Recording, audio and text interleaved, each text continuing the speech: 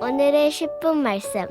요한 1서 2장 12절로 29절입니다. 요한 1서 전반부를 두 문장으로 요약합니다. 첫 번째는 빛 가운데 사는 것은 하나님의 계명을 지키는 것이다 말합니다. 두 번째, 그 계명은 이웃을 사랑하는 것입니다. 요한 1서 문장 구조에 두 가지 기둥이 있습니다. 첫 번째는 하나님은 빛이다 라고 말합니다. 그리고 두 번째는 하나님은 사랑입니다. 오늘 본문은 1장에서 선언한 첫 번째 기둥인 하나님은 빛이다에 계속해서 이어지는 말씀입니다. 오늘 본문은 저자가 빛 가운데 살아가는 자들에게 세 가지 주제로 말씀을 하고 있습니다. 첫 번째는 빛 가운데 거하는 자들에게 동기를 부여합니다. 두 번째는 세상을 사랑하지 말 것을 명령합니다. 마지막 세 번째는 마지막 때에 거짓된 가르침에 미혹되지 말 것을 권면합니다. 지금 저와 여러분들은 요한 1서 저자가 말하는 마지막 때에 살아가고 있습니다. 오늘 본문은 이 마지막 때에 우리가 반드시 붙들어야 하는 것이 무엇인지를 강조합니다. 그것은 말씀입니다. 내가 그 말씀을 끝까지 붙들고 사는지, 날마다 먹으며 살아내고 있는지 스스로 점검해 보시길 바랍니다. 첫 번째 부분은 12절서부터 14절까지 빛 가운데 살아가는 믿음의 공동체에게 동기를 부여합니다. 어떤 동기일까요? 그것은 악한 자를 이기도록 하는 동기입니다. 즉, 이미 빛 가운데 살아가는 자들에게 계속해서 그 삶을, 복음의 삶을 살아갈 수 있도록 동기를 부여하는 것입니다.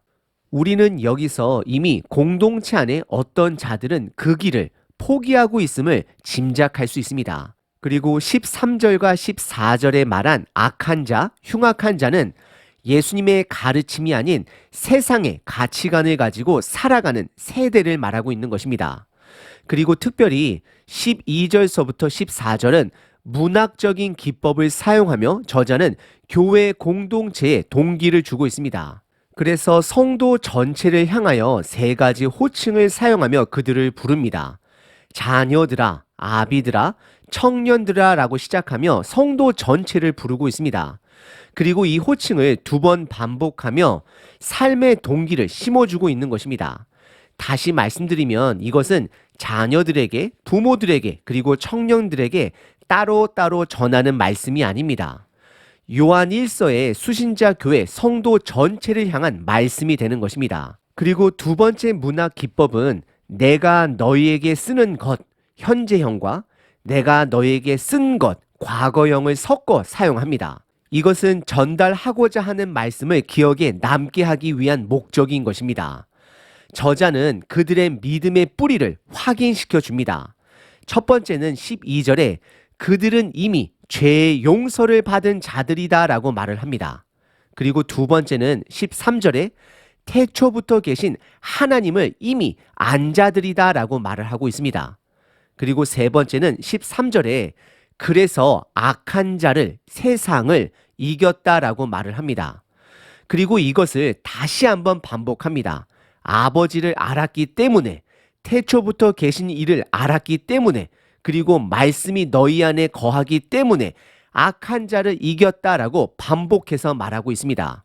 결국 저자는 하나님을 알았기 때문에 이겼다. 즉 요한복음 1장에서 말하는 태초부터 계신 말씀을 알았기 때문에 악한 자로 묘사된 세상을 이겼다라고 선언하고 있는 것이고 동기를 부여하고 있는 것입니다. 오늘 본문의 첫 번째 부분은 말씀 안에 거하는 것이 악한 시대를 이길 수 있는 길이 됨을 강조하며 격려하고 있습니다. 두 번째 부분은 15절서부터 17절까지 세상을 사랑하지 말 것을 명령합니다. 15절에 이 세상이나 세상에 있는 것을 사랑하지 말라 명령합니다. 그리고 누구든지 세상을 사랑하면 아버지의 사랑이 그 안에 있지 아니한다라고 말합니다. 그리고 이어서 저자는 세상이라는 그 주체를 세 가지로 표현합니다. 16절에 보시면 세상 정욕, 안목의 정욕, 이생의 자랑이다 라고 말을 합니다. 첫 번째 세상의 정욕은 육신의 욕심입니다. 내 육신이 원하는 대로 내가 주인이 되어 살아가는 것을 말합니다. 그리고 안목의 정욕은 세상을 바라보는 관점입니다. 예수님의 관점으로 세상을 바라봐야 합니다. 하지만 내가 주인이 되어 이 세상을 바라보게 되면 이 땅의 모든 것이 나의 정욕을 자극시킵니다. 그리고 세 번째, 이생의 자랑은 결국 나의 가치를, 나의 정체성을 예수님의 자녀에 두지 않고 내가 세상으로부터 성취한 것에 두게 되는 것을 경고하고 있는 것입니다. 그래서 무언가를 더 성취하기 위해 물질이 수단이 아닌 목적이 되어버린 삶을 말하고 있는 것입니다. 하지만 저자는 17절에 이 세상도 모든 정욕도 사라질 것이다 라고 말을 합니다. 하지만 하나님의 뜻에 순종하는 자는 영원한 삶을 누릴 것을 말합니다. 결국 오늘 본문의 두 번째 부분 또한 말씀을 강조하고 있습니다. 저자는 사라질 세상을 사랑하지 말고 영원할 하나님의 말씀을 사랑하는 것이 영원한 삶을 누리게 됨을 말하고 있습니다. 마지막 세 번째는 18절서부터 29절까지 마지막 때에 미혹되지 말 것을 권면합니다. 저자는 18절에 담대하게 마지막 때라 라고 선포합니다. 18절입니다. 아이들아, 지금은 마지막 때라. 적그리스도가 오리라는 말을 너희가 들은 것 같이 지금도 많은 적그리스도가 일어났으니 그러므로 우리가 마지막 때인 줄 아노라 라고 말합니다. 저자는 많은 사람들이, 즉 이 시대가 이미 적그리스도화 되었다라고 말을 합니다. 구약 성경에 다니엘서, 에스겔서, 그리고 스가랴에서 말한 그 적그리스도가 드러나고 있음을 말하고 있는 것입니다. 저자가 말하는 적그리스도는 예수님의 가르침을 부인하고 세상의 가치관대로 살아가는 자들을 말하는 것입니다. 저자는 지금 이 시대가 마지막 때임을 강조하고 있습니다. 그리고 19절에 한 사건을 말합니다. 그것은 적그리스도 그룹이 교회 공동체를 떠났다라고 말을 합니다. 우리는 여기서 한 가지 질문을 해야 합니다. 무엇이 그들로 하여금 그리스도 공동체에서 떠나가게 했을까요? 그것은 분명 말씀일 것입니다. 말씀대로 사는 공동체 안에는 말씀을 반대하는 자들은, 그리고 때로는 말씀대로 살지 못하는 자들은 떠나갈 수밖에 없습니다. 왜냐하면 삶의 방향이 완전히 다르기 때문입니다. 우리는 예수님을 찾아온 부자 청년이 왜 예수님을 떠나갈 수밖에 없었는지를 기억해야 합니다. 이어서 20절에 저자는 믿음의 공동체를 기름 부음 받은 자다라고 표현합니다. 기름 부음을 받았다라는 것은 구약에서 왕이나 제사장들이 구별된 자로 기름 부음을 받는 것입니다. 그들은 구별된 삶을 산 자들입니다. 무엇으로 구별되었을까요? 바로 말씀의 삶으로 구별된 자들입니다. 그리고 21절에 저자는 지금 진리를 또다시 표현하기 위해서 쓰는 것이 아니라 이미 그들은 진리를 알고 있기 때문에 그 알고 있는 진리, 즉 예수님의 가르침을 끝까지 붙들어야 함을 강조하는 것입니다. 그리고 이어서 거짓 교사들의 특징을 22절과 23절에서 말하고 있습니다. 그것은 예수님을 하나님의 아들로 인정하지 않는 자들이다 말합니다. 그런 자들은 하나님 아버지도 모르는 자들이다라고 고백합니다. 그러면서 24절서부터 29절까지는 저자가 그리스도 공동체에게 네 가지 단계로 권면하고 있습니다. 첫 번째는 24절에 이미 그들이 들었던 복음에서 떠나지 말 것을 강조합니다. 즉 새로운 것은 없다 강조하고 있습니다. 이미 알고 있는 그것을 붙들어라 말합니다. 두 번째는 25절에 그러면 영원한 생명을 얻게 될 것을 말하고 있습니다. 세 번째는 26절에 이 요한일서의 목적은 그 거짓된 가르침에 미혹되지 않기 위해 쓰고 있음을 말하고 있습니다.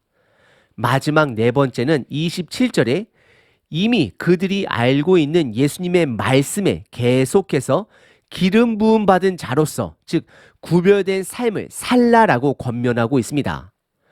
그리고 이어지는 28절과 29절에서는 다시 한번 예수님의 가르침 안에 거해야 함을 강조합니다. 28절에서는 예수님이 다시 오실 그날까지 그분의 가르침 안에 거하라 말합니다. 그리고 29절에서는 그런 자들은 거듭난 자로서 말씀에 순종하는 자가 됨을 말하고 있습니다. 오늘 본문의 세 번째 부분은 마지막 때에 말씀 안에 거함으로 미혹되지 말 것을 권면하고 있습니다. 오늘 본문은 성경 말씀이 생명이 됨을 강조하고 있습니다. 성도들에게 믿음의 확신을 격려하며 끝까지 그 말씀 안에 거함으로 악한 자, 즉 세상과 싸워 이기도록 동기를 부여합니다. 그리고 그것은 세상을 사랑하지 않는 것이고 말씀을 사랑하는 것이다 라고 말하고 있습니다. 그래서 이미 우리에게 주어진 말씀을 끝까지 붙들어야 함을 강조합니다. 결국 말씀입니다. 성경 말씀 66권 이후에는 다른 하나님의 말씀은 없습니다. 그래서 저자는 이 말씀으로 충분히 세상을 이미 이겼다라고 격려하고 있습니다. 그래서 말씀을 더욱더 사랑해야 합니다. 말씀을 묵상해야 합니다. 말씀을 매일 먹음으로 영적으로 힘을 내야 합니다. 말씀을 먹는 공동체는 거짓된 가르침이 떠날 수밖에 없습니다. 오늘 하루도 말씀의 뿌리를 내려 빛 가운데 거하시는 저와 여러분 되시길 바랍니다. 하나님, 말씀이 되신 예수님을 이 땅에 보내주시고 그 말씀을 깨달을 수 있도록 성령님 또한 보내주셔서 감사합니다. 오늘 하루도 당신의 말씀이 나의 생명이 됨을 고백합니다. 아멘.